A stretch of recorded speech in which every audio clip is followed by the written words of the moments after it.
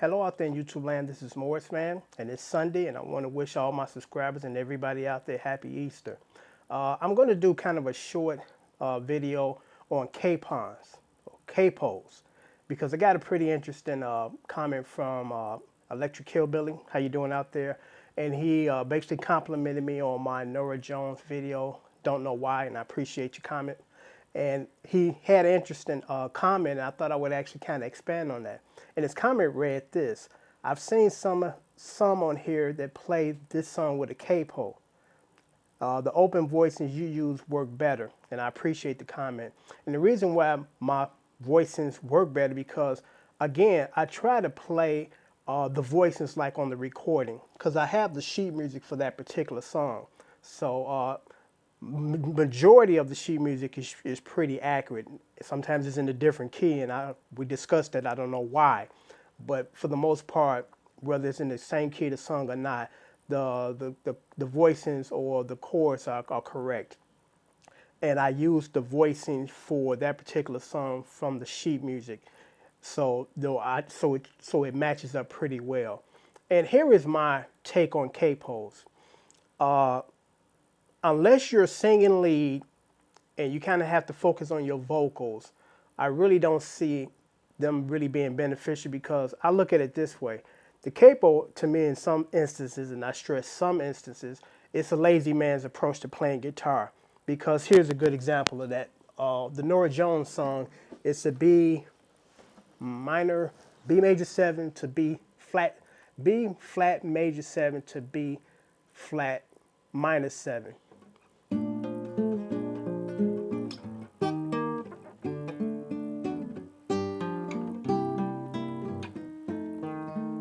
That's kind of the whole passage for that song.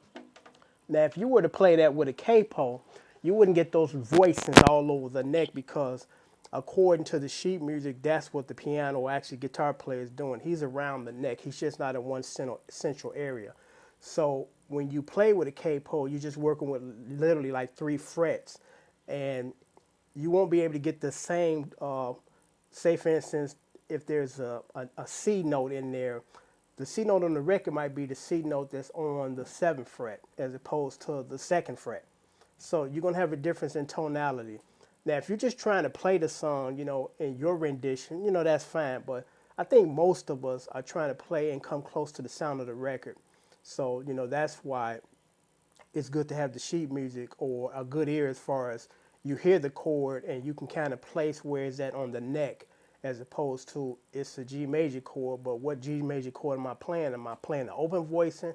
Am I playing it on the 3rd fret, or I'm playing it on the fret down further?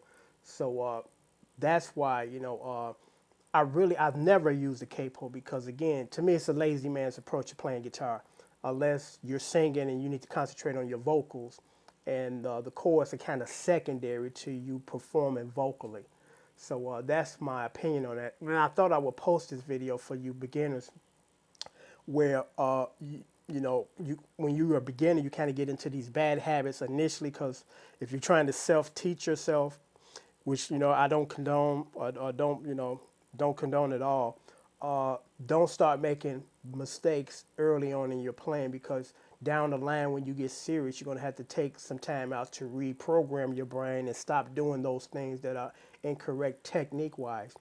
So that's why I thought I would post this video as far as capos. I've never used them. I mean, again, if you're focusing on your singing and, you can't be all over the neck, and you can't kind of do 2 things at once, that might be the route to go. But if you're just playing it and you're not singing, that whole capo thing is just kind of a shortcut. And again, it doesn't sound like the record. So I thought it was interesting that I would, discuss capos because I never really discussed them before. And there's a couple other things I want to kind of touch on. But the capo was the main thing. And, okay, here's the other thing. And the majority of my videos are really geared towards, the beginners and the seasoned musicians too, because we can always learn from other people. But I'm very thankful that I grew up in the era that I did because during that era, a lot of great players came out of there. And I'm not knocking the young guys that are coming up now that are great players too, but They're shortcuts, and there's nothing wrong with shortcuts if you're taking a shortcut from this point to that point. But when you get there, you're fully knowledgeable about what you're trying to, what you can do, as opposed to you took a shortcut, and when you took that shortcut, and by the time you got to the point that you're trying to get to, you're not totally versed in how to play well, and that's really not really what you want to do. That's really not the plan, so to speak. Because here is something interesting. I was going through, I think, eBay or something, and I seen, and we all know who Bruno Mars is, young guy, coming up. He's kind of the hot thing on the R&B pop thing right now, and he's a talented guy. And I actually did a cover. Somebody asked me to do it because I'm not really familiar with his music, but when I heard it, I said, okay, it's a pretty nice poppy tune, catchy hook, and nice chord progressions. And I seen on, I want to say Amazon.com, a Bruno Mars easy guitar playing book. And I said to myself, how easy are we trying to make this? Because the songs that him and a lot of these new guys, out there doing, they're just basically 3 or 4 chord songs, and they're just major and minor sevenths. They're not slash chords, they're not diminished, they're not augmented chords. So why are we trying to make this even more easier? Because again, there's nothing wrong with making it easy if you can get to the point where you're trying to get to and you know everything you need to know. But that's just an example as far as everything is being shortcutted now. That's why a majority of the players and the songwriters today can't even compare to the guys 20 years ago, because they're using half of what these guys use. A good example as far as, learning how to play well is study the people that play well and make complicated pieces like Earth, Wind and Fire, Anita Baker, Luther Vandross. These 3 artists, their songs are not a walk in the park, because usually when I have the sheet music for these artists, I still have to write out my own chart so I can follow myself, because there's so many different chord changes and sometimes modulation, and Stevie Wonder's another one. So, if you study the complicated ones, when it's time to play the easy stuff, you can do that with your eyes closed. So, I stress that to you younger players. I know you're doing your thing, the stuff that's out today, but dig back into the 80s, the 70s, the 60s, and the 50s and play some of that stuff. And you'll be able to appreciate these chords that you would rarely ever use in these other songs. So, that's kind of my suggestion as far as study the greats. Get familiar with a lot of different chords, slash chords, augmented chords, modulation, bridges in the song, because today's songs, half of them don't have a bridge, and most of them don't have a B section.